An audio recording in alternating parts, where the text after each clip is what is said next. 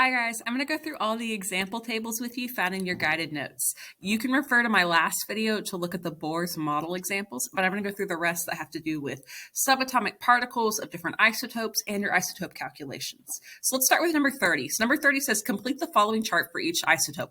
Remember that the number after the element refers to that isotope's atomic mass. So I can do that really quick for each one. My atomic mass for hydrogen 1 is 1. My atomic mass for hydrogen 3 is 3. My atomic mass from barium 138 is 138. And my atomic mass for barium 136 is 136. All right, atomic number is found on the periodic table. Atomic number is always the same for every isotope of that element. Otherwise, you're looking at a different element. So the atomic number for hydrogen is always 1, no matter what the isotope is. The atomic number for barium is always, this one right here, 56. Okay, knowing that information, let's fill out the rest of this chart. So the number of protons is always equal to your atomic number, which is 1. The number of protons is equal to the number of electrons in a neutral atom of that element. So that's 1. All right, my number of neutrons is equal to the atomic mass minus the atomic number. In this case, 1 minus 1 is 0. All right, on this one, my number of protons is still 1, and that means my number of electrons is also 1. My number of neutrons is my atomic mass, 3 minus 1. 3 minus 1 is 2. All right, for barium, again, my number of protons and my number of electrons are still going to be 56 for each one. It's that number of neutrons we have to calculate. So your atomic mass, 138 minus 56 is 82 for barium 138. For barium 136, it is 80. All right, so now let's skip down to number 34. This is where we're going to do isotope calculations. So example 1 says a sample of cesium is 75% cesium-133, 20% cesium-132, and 5% cesium-131. What is the average atomic mass of cesium? So we're going to write in our masses. Remember, our mass is just the number written with our isotope. For cesium-133, it's 133. For cesium-132, it's 132. And for cesium-131, it's 131.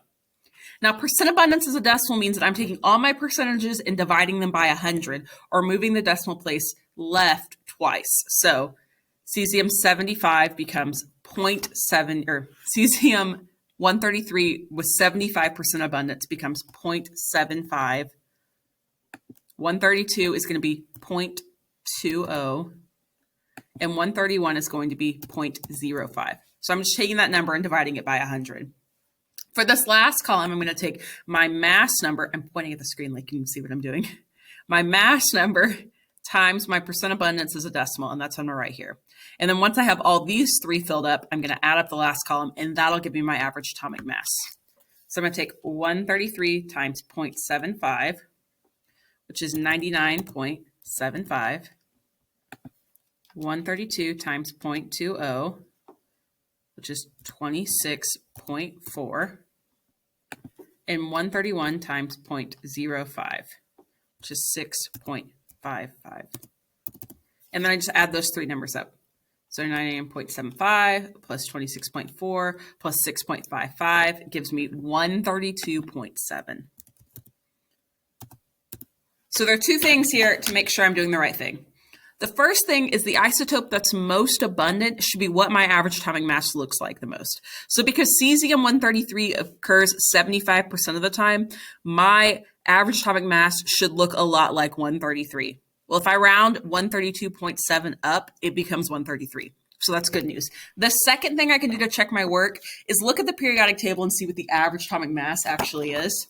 On this periodic table, it says the average atomic mass is 132.90. 132.7 is very close to that. So I can say, yeah, this looks like I did the right thing. So that's two ways you can check yourself. So let's do number 35 now, which is example 2. It says strontium consists of 4 isotopes with masses of 84, that occurs with a percent abundance of 0.50. So that's going to become 0.0050.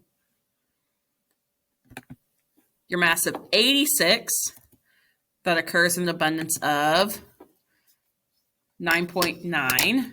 So 0.00. No. Why can I not do that in my mind? Yeah, 0.099. See, 87 occurs in an abundance of 7%, so 0.07. And 88 occurs in an abundance of 82.6, which becomes 0.826. So let's just do the math then. And I am using a calculator. I can't do all this math in my head, and neither should you. Invest in a calculator. 84 times 0.005, 0.42. 86 times 0.099, 8.514. 87 times 0.07, 6.09.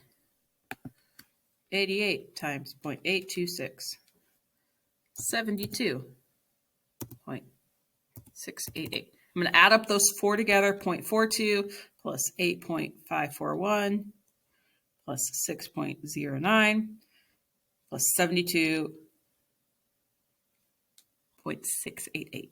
And that's going to give me 87.712. Again, I want it to be closest to the one that occurs most often. Strontium 88 occurs most often. This will round to 88. If I look on the periodic table, the average atomic mass of strontium is 87.62. So they're pretty good there. All right, number 36. It says naturally occurring Europium consists of two isotopes with masses of 151 and 152. Based on the atomic mass, let's just say the average atomic mass, which isotope is more abundant? So average atomic mass of Europium, which is down here at the bottom, is 151. Oh, not typing in the right box.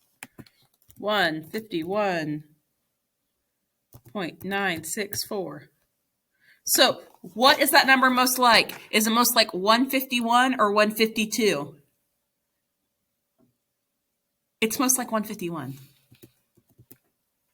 I know in your mind you're like, well, that would round up to 152. That's right in the middle. Well, that's right. It is right in the middle. But since it's 151.9, that's closer to being 151 than it is to being 153. All right, let's do this number 37. And this is the last one for isotope calculations. And then we'll do one more set of chart examples, which is number 38. All right, it says we're going to calculate the atomic mass of an unknown element and then identify that element. So let's do it. So element X with the isotope of 185 has a percent abundance of 37.40. Okay, the one with the atomic mass of 187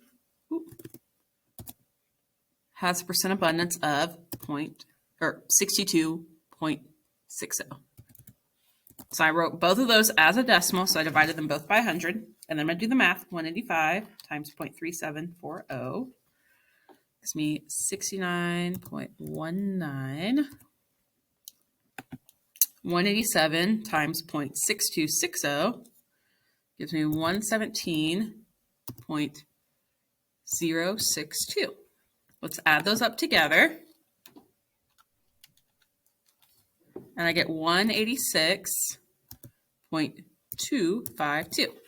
So let's identify element X. So I'm looking at my periodic table and looking for the atomic mass that's closest on the periodic table to 186.252, and that would be rhenium. Rhenium has an average atomic mass of 168.207. All right, let's do our very last table.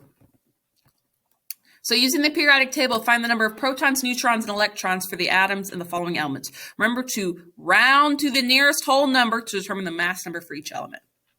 So here we go. So obviously I need a periodic table and I need to know how to read the periodic table. So let's go for it. Boron. Boron is number 5 on the periodic table. Your atomic number is 5. And has a symbol of capital B. Remember your symbol. If it's more than one letter, the first letter is always capital. Second letter is always lowercase. If you don't do this, I'm going to count you off on it because you're not doing an element symbol correctly. Your number of protons is always equal to your atomic number. Your number of electrons is always equal to your atomic number. Your number of electrons plus your number of neutrons equal your mass number. And it does. Na. Na is sodium.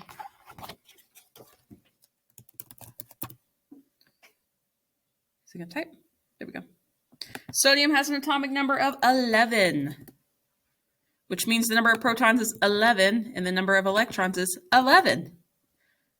23 minus 11 is 12, the number of neutrons. All right, on this next one, we don't know what the element is, except we do because we know the number of protons. The number of protons should be equal to your atomic number, which is 31. Number 31 is gallium, which has a symbol of capital G, lowercase a. For some reason, there's a weird error here, and I will fix that so it doesn't show up in your notes because your number of protons plus your number of neutrons should be your mass number. So that should be actually 68. Shh, don't tell anyone. I'll fix that. And my number of electrons should equal my number of protons, 31. Y is yttrium. Its atomic number is 39. So my number of protons is 39. My number of electrons already says 39. My number of neutrons is 89 minus 39, which is 50. Copper has the symbol of capital C, lowercase u. Its mass number is 63.546. So we're going to say its mass number is 64. I can also just take my atomic number plus my number of neutrons and get 64. My number of protons is equal to my atomic number, 29, which is equal to my number of electrons, 29. Last one, Pb is lead. The atomic number for lead is number 82. Protons, 82. Electrons, 82.